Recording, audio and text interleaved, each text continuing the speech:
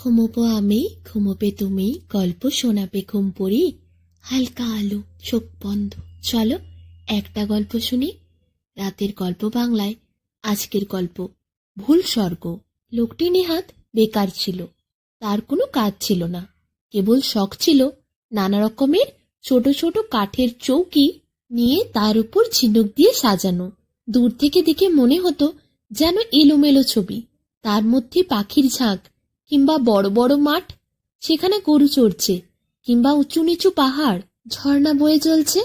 লোকটির বাড়ির কেউ তাকে পছন্দ করত না, টাকা রোজগার করতে পারত না বলেই হয়তো। লোকটি ছিল সবার কাছে লাঞ্ছনার পাত্র। মাঝে মধ্যে সে পাগলামিও করত, কিন্তু তার পাগলামি আটকানোর কোনো মানুষ ছিল না। না কেউ তার যত্ন নিত, না তার দেখাশোনা করত। সমস্ত জীবনটা তার অকাজে গেল। অথচ মৃত্যুর পর সে খবর পেল তার স্বর্গে যাওয়া মঞ্জুর হয়েছে। কিন্তু নিয়তি, সে তো স্বর্গের পথেও মানুষের সঙ্গ ছাড়ে না। স্বর্গদূতরা এলো, তাকে ভুল করে স্বর্গে নিয়ে গেল। এখন সে স্বর্গেই থাকে। ওখানে পুরুষেরা বলছিল হাঁপ ছাড়বার সময় নেই, মেয়েরা বলছে চললুম ভাই, কাজ পড়ে আছে। সবাই বলে সময়ের মূল্য আছে, কেউ বলে না সময় অমূল্য। কিন্তু এই লোকটা, সে তো কোনো কাজেরই নয়, সে তো ঠিক করে কোনো কাজই করতে পারে না। তাই স্বর্গে যেও কারোর সাথে খাপ খাওয়াতে পারল না। সবাই তো কাজে ব্যস্ত, সবাই ছোটাছুটি করে, কিন্তু সে রাস্তায় অন্যমনস্কা হয়ে চলে, স্বর্গের বিভিন্ন পথে পথে ঘুরে বেড়ায়।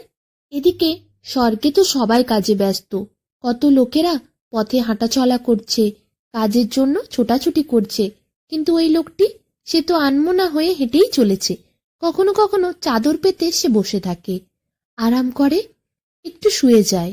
স্বর্গেও ক্ষেত আছে, ফসল ফলে সেখানে। কখনো সে ফসলের ক্ষেতের মধ্যে ঢোকে, কিছু একটা পেড়ে খেয়ে নেয়। তারপর লোক এসে তাকে সরতে বলে, তখন তাকে সরে যেতে হয়। কোথাও একটু শান্তি নেই, সবাই যেন ব্যস্ত, প্রচন্ড ব্যস্ত। লোকটির কিচ্ছু ভালো লাগছিল না। স্বর্গে আসার পরও সে মনের দিক থেকে পাচ্ছিল না আনন্দ, শান্তি, কিছুই। একদিন সে দেখল একটি ভারী ব্যস্ত মেয়ে স্বর্গের এক ঝর্ণায় রোজ জল নিতে আসে। পথের ওপর দিয়ে চলে যায়, যেন সেতারের দ্রুত তাল ছুটে চলেছে। তাড়াহুড়ো করে আসে বলে তার খোপাটাও এলোমেলো, কোনোদিন পরিপাটি করে গোছানো থাকে না। তবু দু চারটে চুল ওপরের থেকে নিচের দিকে ঝুঁকে পড়েছে। চোখের কালো তারা যেন উঁকি মারছে দুই চোখের মাঝখান থেকে। কি উজ্জ্বল তার চোখ! মেয়েটাকে দেখার পর লোকটা একদম একটা গাছের মতো স্থির হয়ে দাঁড়িয়ে থাকে, শুধু দেখতে থাকে ওই মেয়েটাকে। ঝর্ণার ধারে নেমে সে জল নিচ্ছে। জল নেওয়ার পর মেয়েটি যখন উঠে যাচ্ছিল, তখন লোকটিকে বলল, তুমি এখানে দাঁড়িয়ে আছো এভাবে, তোমার হাতে এত সময় কি করে? তোমার কাজ নেই? নিঃশ্বাস ছেড়ে বেকার লোকটি বলল, কাজ করব, তার সময় নেই। মেয়েটি ওর কথা তো বুঝতেই পারল না, বলল, আমার হাত থেকে কিছু কাজ নিতে চাও? বেকার বলল, তোমার হাত থেকে কাজ নেব? তাই তো দাঁড়িয়ে আছি, কি কাজ দেব? মেয়েটি বলল। বেকার বলল, তুমি যে ঘোড়া, কাঁখে করে জল তুলে নিয়ে যাও, ওটাই তো আমাকে দিতে পারো। মেয়েটি বলল, ঘোড়া নিয়ে কি হবে, জল তুলবে? সে বলল, না, আমি তার গায়ে চিত্র করব। মেয়েটি বিরক্ত হয়ে বলল, আমার সময় নেই, চললুম। মেয়েটি চলে গেল। বেকার লোকটি গাছের তলায় গিয়ে বসে পড়ল। বেকার লোকের সঙ্গে কাজের লোক পারবে কেন? এরপর রোজই তাদের দেখা হয়। ঝর্ণার কাছে জল নিতে মেয়েটি আসলেই লোকটি ঠিক সময় সেখানে চলে আসে আর মেয়েটিকে দেখে। মেয়েটি প্রতিদিন সেই একই কথা বলে, তোমার কাজ নেই? লোকটিও সেই একই উত্তর দিয়ে বলে, তোমার কাখের ঘোড়াটা দাও না, তাতে চিত্র করব।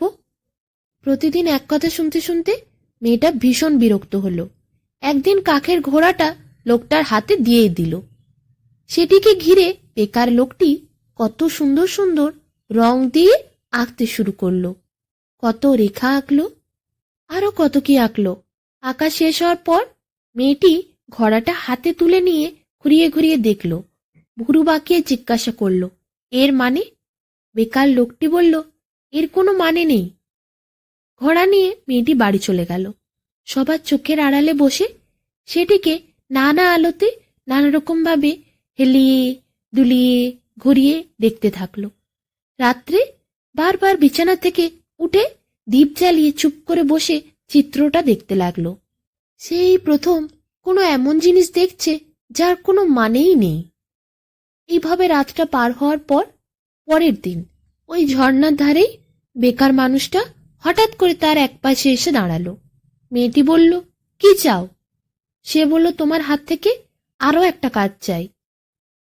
মেয়েটি বলল, কি কাজ দেব? লোকটা বলল, যদি রাজি হও রঙিন সুতো বুনে বুনে তোমার বেনি বাঁধবার দড়ি তৈরি করে দেব। মেয়েটি বলল, কি হবে? বেকার লোকটি বলল, কিছুই হবে না। নানা রঙের নানা কাজ করা দড়ি এরপর তৈরি করল। মেয়েটিকে দড়ি দিল লোকটি। মেয়েটি যে হাতে দড়িটা নিল সে বাড়ির পথে চলে গেল। এখন থেকে তার আয়না হাতে নিয়ে বেনি বাঁধতে অনেক সময় লাগে, অনেক কাজ পড়ে থাকে মেয়েটির, বেলা বয়ে যায়।